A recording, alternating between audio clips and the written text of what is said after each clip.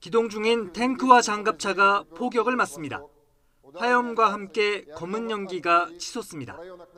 러시아가 우크라이나의 공세를 격퇴했다며 공개한 영상입니다. 러시아는 도네츠크 남부에서 적국의 대대적인 공격이 있었지만 모두 물리쳤다고 강조했습니다. 우크라이나군 300여 명을 사살하고 전차와 장갑차 수십 대도 파괴했다는 겁니다. 전투는 벨고로드주에서도 이어졌는데 역시 러시아는 모두 승리했다고 주장했습니다. Ударами авиации, огнем артиллерии подразделений прикрытия государственной границы Западного военного округа террористические формирования киевского режима были уничтожены. 우크라이나는 동시다발 공격이 진행 중인 건 인정했습니다. 하지만 대공세는 가짜 뉴스라고 일축했습니다. 대반격에 나서고도 러시아에 혼란을 주기 위한 여론전인지 아니면 다른 시기를 노리고 있는 건지는 확인되지 않았습니다. 무장군인들이 입을 가리고 있는 영상까지 배포하며 철저히 비공개 작전을 이어가고 있는 우크라이나는 다만 대반격에 나설 충분한 무기는 보유 중이라고 거듭 강조했습니다.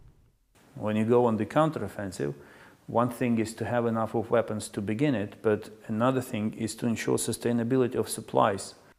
젤렌스키 대통령도 도네츠크주의 바흐무트에서 기다리던 소식이 왔고 우크라이나가 승리할 것이라고 강조했지만 대반격 여부에 대해서는 명확히 밝히지 않았습니다. І наш крок там, всі наші зайняті позиції. Ворог знає, що Україна переможе. Вони це бачать. Вони це відчувають завдяки вашим ударам, воїни. І, зокрема, на Донеччині. Дякую за це.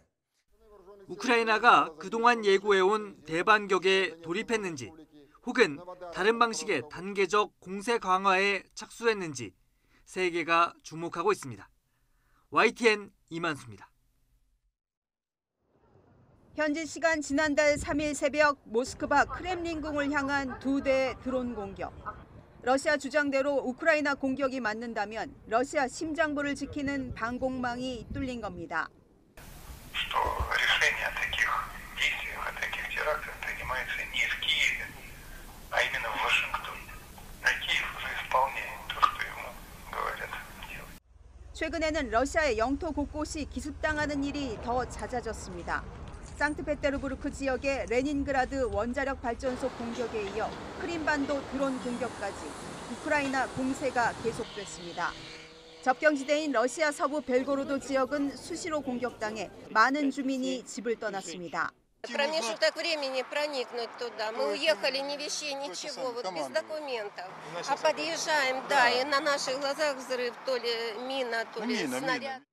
러시아 내부 분열도 커지는 모양새입니다. 민간 용병 기업 바그너 그룹 수장 프리고진은 언론 인터뷰에서 정부에 대한 불만을 쏟아냈습니다. Гибнуть мирное население в Белгороде, и Министерство обороны ничего сделать не в состоянии, потому что оно де-факто не существует, оно в хаосе. 그러는 사이 조국을 떠나 해외로 망명하는 러시아 시민들은 급증했습니다. 푸틴 대통령의 군 동원령 이후 탈출 행렬이 급속히 늘어나 영국 국방부 조사 결과 지난해만 130만 명이 해외로 떠났습니다. 이들은 대부분 숙련된 기술자나 전문가여서 경제학자들은 시간이 지날수록 러시아의 생산성이 떨어질 것이라고 우려했습니다. 러시아 본토 공격의 내부 분열까지 일각에서는 푸틴 대통령의 리더십이 무너지고 있는 것 아니냐는 분석까지 나오고 있습니다. YTN 김선입니다. 그럼 전쟁이 얼마나 오랫동안 이어질 거라고 전망을 하십니까? 제가 이제 그게 제일 많은 관심인데요. 지금 아까 그 우리 언론 지금 모두에도 얘기 들으시면 양측이 다 승리를 확신하고 있는 상황이거든요. 네. 그러니까요. 또 양측이 서로를 푸틴은 젤렌스키를 인정을 하지 않아요. 이게 쿠데타에 의한 불법 친나치 정권이다. 상대하려면 미국하고 상대하겠다. 이런 식으로 나가기 때문에 협상이라든가 이런 거에 의해서 타결이 될 수 있는 여지가 금년 내에는 없습니다. 없다. 거의 없습니다. 그래서 결국은 이거를 어떻게 해결해야 하느냐는 문제를 두고 서방이나 이런 데도 많이 지금 고민을 하고 있다고 합니다. 지금 우크라이나 전쟁 이후로 신냉전 시대라고 이야기하지 않습니까? 네, 네. 중국과 러시아가 더 밀착하고요. 네. 또 나토, 미국 그리고 또 뭐 네. 우리나라, 일본도 포함해서요. 네. 그래서 지금 상황이 더욱더 국제적으로 어려워지고 있다라는 뭐 해석하는 분들이 많은데 그렇게 보세요? 일단 이 전쟁을 두고서 보면은 그렇습니다. 예. 왜냐하면 유럽 때 특히 러시아가 이제 거의 신냉전과 같은 대결 상태로 가 있으니까요. 그렇지만 이제 중러가 서로 연대를 지금 하고 있습니다만은 네. 그 사이에 서로의 그런 전략적인 이해관계가 또 달라요. 중국과 러시아가요? 그렇습니다. 예, 또 중국은 특히 이게 연해주 이쪽이 청나라 시대의 땅이었는데 러시아가 중국이 약할 때 다 그 불법으로 가져간 거다, 불평등하게 가져간 거다, 그런 측면이 또 하나가 있고 예.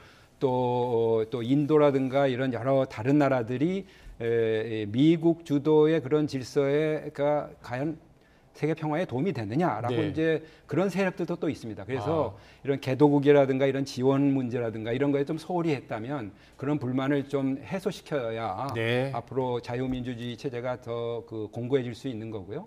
지금 아까 전쟁의 이제 지속의 문제에 관련해서 이제 서방들이 고민이 있다 보니까 네. 어떻게 해결해야 하냐를 두고서 아마 올 7월 11일 나토 예. 정상회의 때 네. 그런 이제 합의를 한다고 그러는데 왜냐하면 푸틴이나 이 러시아가 평화회담에 들어오려면은 영토를 이제 철수를 해야 하는데 그걸 못 하는 거 아니겠어요? 안 하는 거 아니겠어요? 그러다 보니까 러시아의 셈법을 바꿔야겠다. 네. 시간은 자기 편이 아니다라는 거죠. 그럼 어떻게 바꾸느냐?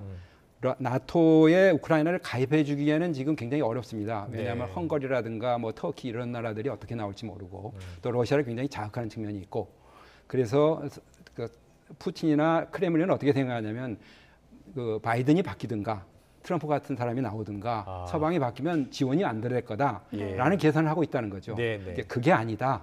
서방은 정권이 바뀌어도 우크라이나에 대한 군사 물자 지원은 계속할 거다. 이런 합의를 이번 7월에 하겠다는 겁니다. 그렇군요. 그것이 이제 일종의 러시아를 뺀 평화 정상회의 이런 형식으로 지금 움직이고 있어서 아마 우리나라도 거기에 어떻게 그 경제 지원이라든가 예. 이런 부분에 대해서 동참할지 아마 요구가 올 것 같은 생각이 드네요. 알겠습니다. 지금 우크라이나 내에서 전쟁 승리의 확신을 네. 가졌다는 그 여론조사도 높아졌다는 것, 그리고 국제사회에서도 지금 공조가 계속되고 있지 않습니까? 네, 네. 지원이. 네. 그런 것에 지금 젤렌스키 대통령의 평가가 또 영향을 줬다라고 말씀을 그렇죠. 하셨는데 예, 예. 젤렌스키 대통령이 원래 정치인이 아니었잖아요. 네, 네. 예. 젤렌스키 대통령은 잘 아시다시피 뭐 희극 배우 예. 뭐 이렇게 그 많이 알려졌는데 사실 저도 인력을 쭉 보고 많은 주위 분들하고 얘기를 해보니까 굉장히 그분이 철저한 분이더라고요. 이제 물론 지방의 유태인 출신이고요. 부모가 유태인인데 이제 그 동부 지역에 태어났는데 거기서 이제 법대를 가기 전부터 연극단을 예. 만들어서 활동을 했고 배우도 했고 예. 그 자기가 나온 출연했던 그 프로그램이 Servant of the People이에요. 국민의 종. 그렇군요. 거기서 이제 대통령 역할을 해서 그걸로 Servant of People이라는 단까지 만들어서 예. 나왔는데 이제 거기에 나갈 때는 일단 두 가지를 했답니다. 하나는 그 프로그램을 운영하는 콜로모이스키라는 그 대재벌이 있었어요. 네. 우크라이나 내에도 러시아처럼 이제 올리가르키들이 있습니다. 이제 그런 사람들이 좀 재정 지원을 좀 해줬죠. 그랬군요. 그렇지만 예. 대통령 당선된 다음에는 그분하고는 이제 특혜는 준 게 아니고 네. 두 번째는 이게 그런 이제 정책적인 걸 토론을 하자. 이게 대선 후보가 되면 그렇지 않습니까?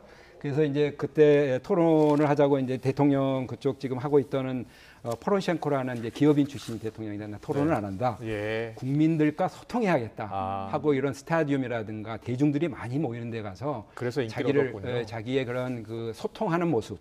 그러니까 정치인으로서 신뢰와 어떤 그 믿음을 주면서도 국민과 소통한다는 거. 네. 근데 그거를 평소에 그걸 했던 분이라서 갑자기 배우가 전향이 됐다 이런 거는 아니고요. 예. 그분도 나름대로 이런 우리 정치라는 게 결국 일상생활에서 나오는 거 아니겠습니까? 예. 그런 것 같습니다. 알겠습니다.